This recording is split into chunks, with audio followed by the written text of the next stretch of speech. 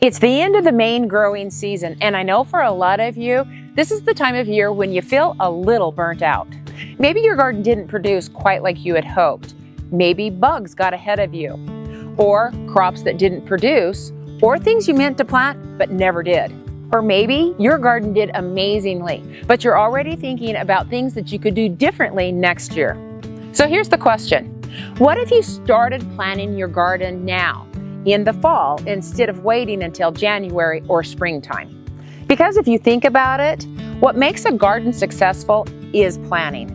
There's no better time to plant a garden than when it's fresh in your mind. This past year was busy.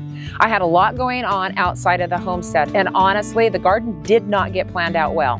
It was all I could do to get it in. It was still productive, but not as much as it should have been.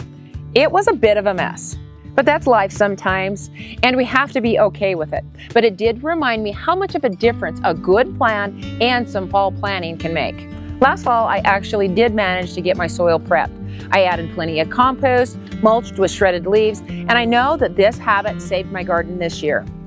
When you plan your garden in the fall, it's still fresh in your mind. You're saving yourself a lot of guesswork later. What worked well and what didn't. You remember where things grew well, what needed more water, and which plants didn't like that spot. You remember that one zucchini that took over everything, or the pepper plant that didn't get enough sun. By January, these little lessons will fade. You'll be sitting at the table with your seed catalogs, trying to remember which tomato did the best, if spacing was too tight. After a few months, it's hard to recall. But right now, the garden's still talking. You can walk through, take notes, and capture it all while it's still clear. This is also when you can think about the flow, how the garden functioned as a whole. Was it easy to move through, or did you plant too closely to the pathways? Did an area get neglected because it was too far to reach? All of these small observations turns a good garden into a great garden next year. And if you had a crop that underperformed, now's the time to look at the why. Was the soil healthy? Was there enough fertility, enough mulch, enough water, or was there too much water? You can see all of that clearly now so that you can do something about it before next spring's planting. So here's what I'm writing down right now, and I encourage you to do the same. Start with a simple list. The vegetables that you want to grow next year, the ones that really performed and that your family loved and actually ate. The vegetables that you completely forgot to plant this year. I had several that I meant to get in the ground but never got around to it, or I just completely forgot. A new variety that you might want to try. Maybe it's something that you saw your friend grow, or you've seen online and want to try. Maybe something that matches your climate a little bit better, or you just want to experiment with.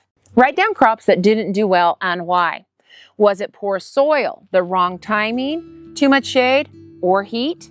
Could have you used a floating row cover to protect your crops from the hot summer sun? If so, get it purchased now so that you're ready when it's time to cover. Write down any pest and disease issues, not that they just happened, but where and when. Make a short list of things that you want to add or improve on. Are there any beds that need rebuilding or topping off?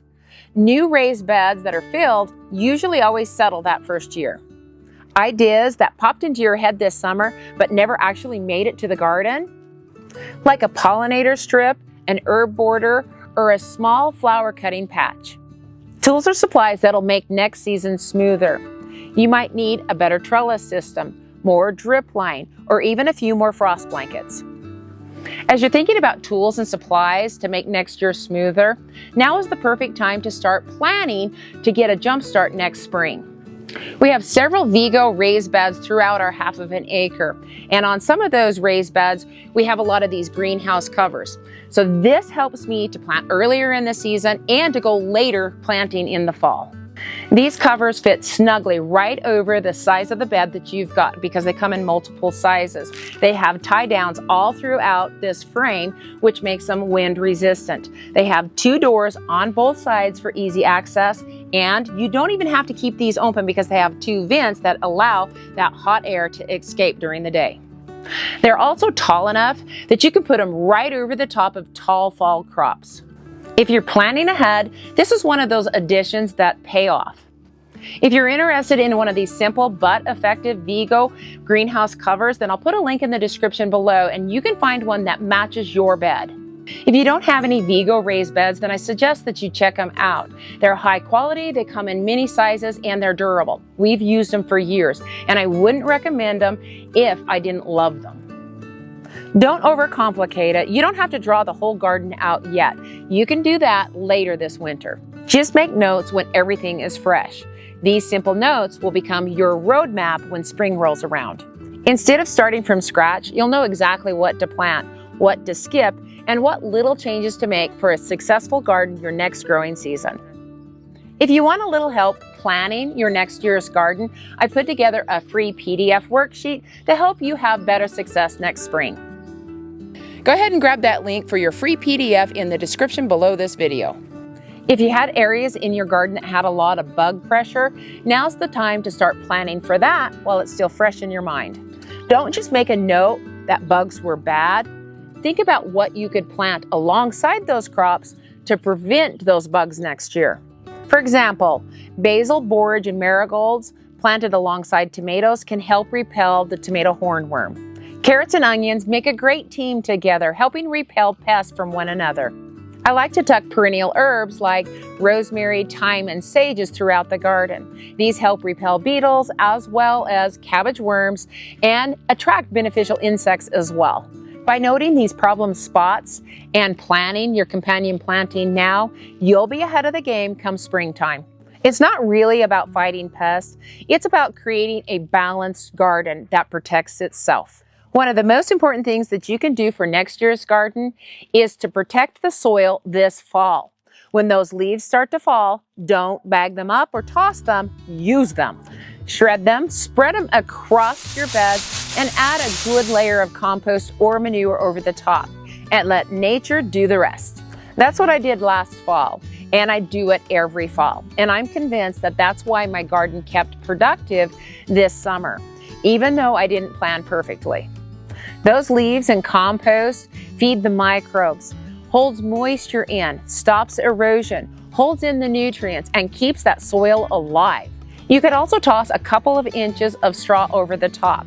And to hold it in place, you could use some frost blanket. And this is really beneficial in areas that get a lot of snow. But the goal is to never leave that soil bare. If you want to hit the ground running next spring, start preparing now. Top off raised beds with compost so that they're ready to plant. Plan where you'll add cold tunnels and high tunnels for early greens. Think about where your high tunnel crops will go. Make a note of where you can direct sow your first crops, like your peas, radishes, turnips, and lettuce. When spring hits, you won't be scrambling, you'll be planting. Once I've written down everything that worked and didn't, I start my wish list. New vegetables or herbs that I want to grow, maybe even some new pollinator flowers, and some upgrades of some tools that I might need next year. It's not about perfection, it's about progress. Every season teaches you something new. If you write it down now, you grow from it next year. Planting a garden doesn't have to be complicated. It's as simple as taking your notebook into the garden and spending 15 to 20 minutes and observing. Observe what worked, what didn't work, what the soil's like, what the moisture level's like, areas that you mulched or didn't mulch, how that garden reacted that year. This is going to set you up for success and production next year. Don't forget to grab your free PDF worksheet in the description below. Have a great day, a better tomorrow, and may God bless you throughout this week.